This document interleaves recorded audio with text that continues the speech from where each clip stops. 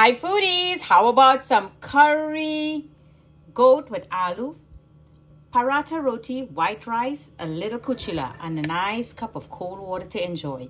Come on into Jenny's Walk. Let's make this divine dish together. Come on in. Let's get cooking.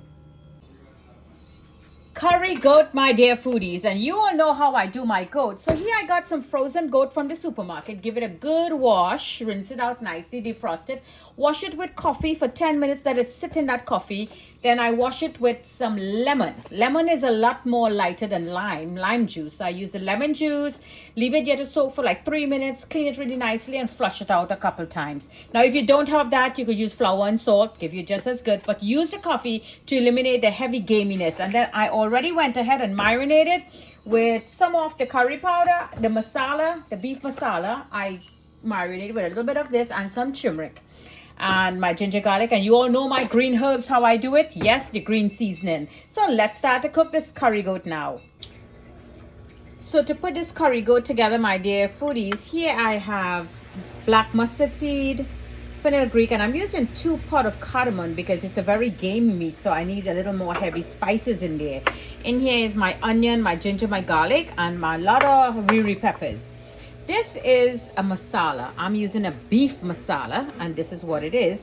The beef masala, it's red for red meat, so I decided to try that with this goat. So these are the ingredients here. You have your turmeric, chili, coriander, garlic, fennel, ginger, cumin, cinnamon. Is that? Yes, cinnamon, salt, black pepper, sugar, bay leaf, clove, cardamom, and mace. That is all infused, parched to perfection, and is in this powder. I'll be using that. So here I want to add 2 tomato, and I'm putting some aloo or potato, Irish potato, whatever you know it as. I'm going to use 1 string of curry, 1 branch, of fresh curry leaves. And here I have my fine leaf thyme. I'm also going to be infusing with a little bit, not spice, I'm going to be infusing it with a little bit of my cumin powder. This is cumin seed, but it's cumin powder roasted to perfection. I'm going to use that in. So let's get started. So here, foodies, in my big old heavy ugly pot, several of my foodies told me how to get it clean. So I went ahead and I got it clean. I add Clorox. Yes, good plain old Clorox. And I swivel around, and I got it clean. Then I use a piece of sandpaper and I give it a good scrub. So it's all ready now for cooking. So here is some mustard oil, and I did marinate that goat with some mustard oil also. And this is edible mustard oil. So you're looking for edible mustard oil. Where is it? Somewhere it's written, but it's edible mustard oil. Because I know my foodies in Canada, they've been telling me, Jenny, I cannot get that mustard oil. And I'm just going to infuse just a little bit of regular oil in there. That's fine. Perfect. And now remember these seeds. Let's add that in. And one of the seeds I forgot to mention to you, foodies. How can we forget the cumin seed? Yep. Good old cumin seed or jeera. Let's drop that in there. That looks marvelous. This is going to give a beautiful flavor. Now shred all of that curry leaves, and I like to break it so it releases its oils out. Marvelous. And let's add everything in: onion, ginger, and garlic. Now let this cook for a good 5 minutes on medium-low heat. Lovely curry goat recipe here from Jenny's Walk. So this is looking good. Let's give it a little move. The kitchen smells really nice with all these lovely aromatics in here. So now let's just back it up on the side and just get the oil in there. So now what I want to do, I want to add in my masala. So before I add that, you all know what is this, right? Yep, it smells bad, but add a great flavors into your curry. That is hing. So we're going to add our hing in there, and it's also a meat tenderizer. And I'm going to add all of that masala, beef masala, and I'm going to to this, I want to add my own chili powder. If you have paprika, you could add some of that also. That looks marvelous. Now, if you still want to go ahead and add in some turmeric, that's fine. You go ahead and do that. So now a gentle mix. You're just going to wake this up. You're not going to burn it up. Now, you're just going to gently wake it, because all spices that comes in your box and in your packages is already parched to perfection. There's no need for you to go and burn it up. Gentle wake up, and now just add a little tablespoonful, 1 or 2 tablespoonful of water, just to wake that up a little bit. There you go. That's all waking up, and that's a beautiful color. You see that lovely reddish, orangish color? That is marvelous. I like that. And I want to add in my tomato. The tomato is going to give a lovely color and also a tangy flavor. It's a gamey meat, hard meat, that red meat. So let this cook in here. I'm going to put the lid on and leave it on medium low and let that tomato melt off properly. Now what we do in here is build in flavors. Let's take a look now. So here our tomatoes or damadon is frying really beautiful. I love that. It's melting away very nicely. So now at this point you could add your leaf. That is that bay leaf. And I'm going to add that little bit of seasoning there. And I'm going to add some salt. And let this continue frying down and release its flavors in that lovely curry paste we're making there. Let's take a look now. So there you go, foodies. You see all that oil? You see that? That's just oil bubbling there. So everything melts away beautiful. To perfection. Look at that. So this is where now we're going to infuse our meat into that curry paste. So in goes that. You see there is no water in there because you do not add salt. I always say to you, don't add any salt when you marinate in your meat.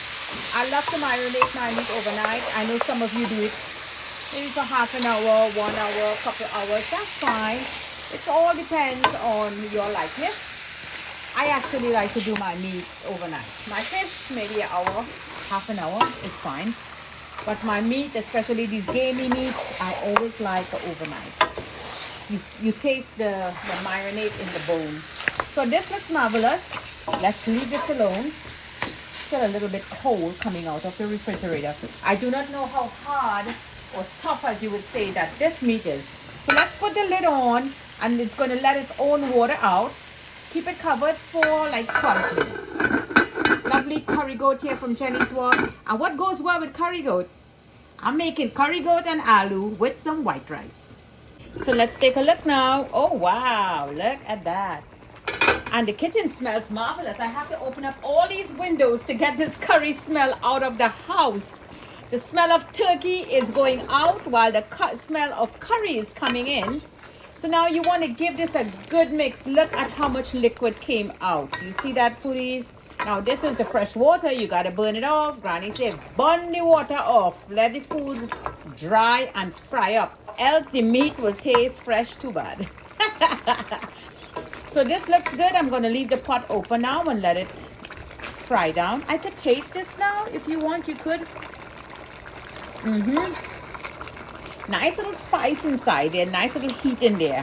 And what you could do, all of these twigs, you could take them out now because you notice all the leaf fall off and it already did its job and released its flavors in the goat.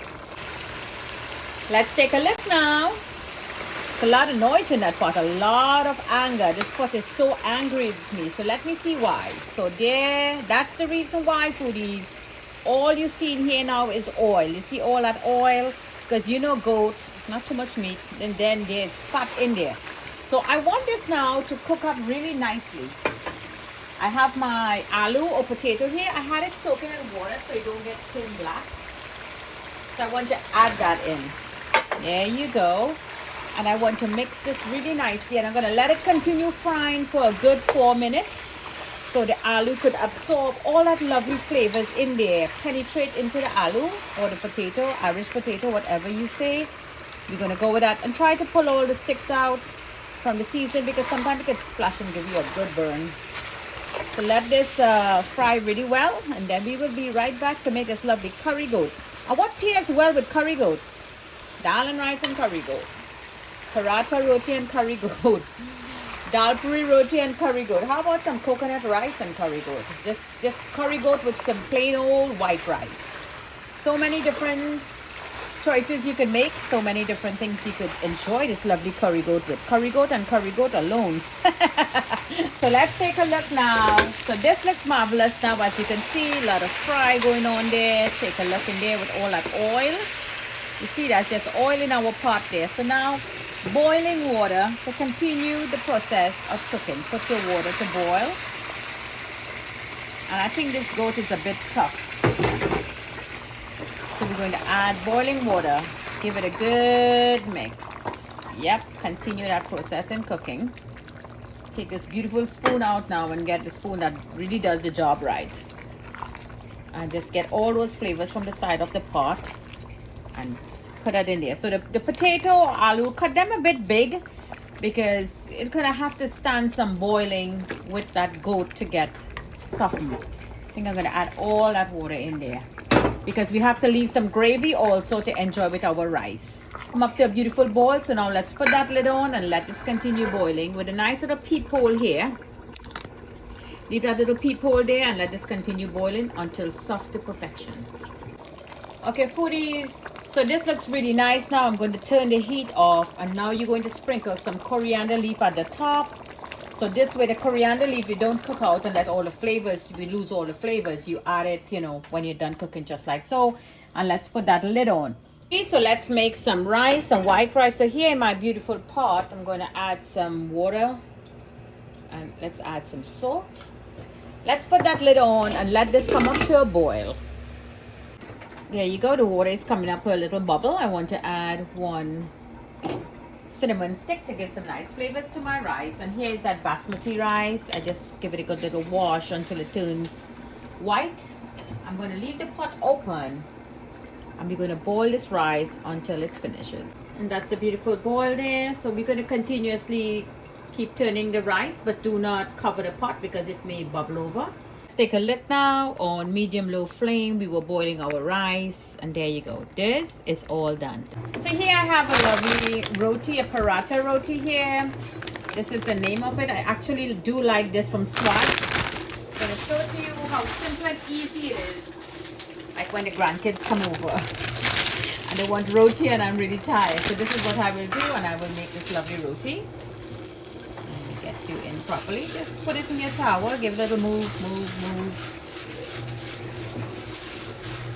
And yes, this is a non-stick towel. If you want the link, just let me know in the comments below and I will put the link below. Now our rice is still boiling and our goat is finishing up and I'm making the roti. So lovely curry goat and aloo with white rice, or some of you who want the roti, we have a nice little roti here. So let's lower the heat now. It's getting too brown. There you go. You just lower the heat once you see it's getting brown too quickly. I mean the tower is getting too hot. Now you give it a good little flip. And that translucent color, that is what we want to work on for this to cook and not be raw. So just focus on the ends and your roti will puff up really nicely. Just like so. Just continue. It's already starting to puff. There you go. Give it a little flip again. And here you go.